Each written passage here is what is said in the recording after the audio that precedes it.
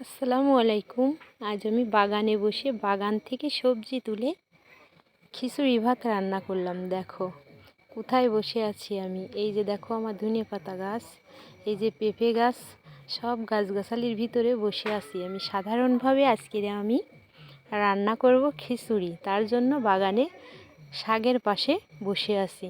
এই যে কড়াইতে তেল দিয়ে মশলাগুলো, কুচানো মশলাগুলো দিয়ে দিলাম। তেল দিয়ে ভালো করে ভেজে এবার দিয়ে দিলাম তেজপাতা দিয়ে মশলাগুলো কষিয়ে দিয়ে দিলাম চাল ডাল দিয়ে ভালো করে নেড়ে চেড়ে ভেজে নিলাম।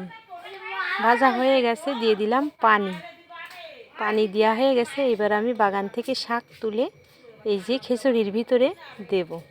এগুলো আমার রুয়া শাক, এগুলো ছিল আলু শাক দিয়েই আজকে খিচুড়ি রান্না করব। খিচুড়িটা উতলিয়ে এসেছে, এবার দিয়ে দিলাম শাক পাতা দেওয়ার পর এই যে আমার গাছের থেকে ভাত সোহাগীর পাতা, পোলাও পাতা যা বললে তোমরা চেনো, এই যে দিয়ে ভালো করে নেড়ে ছেড়ে দিলাম।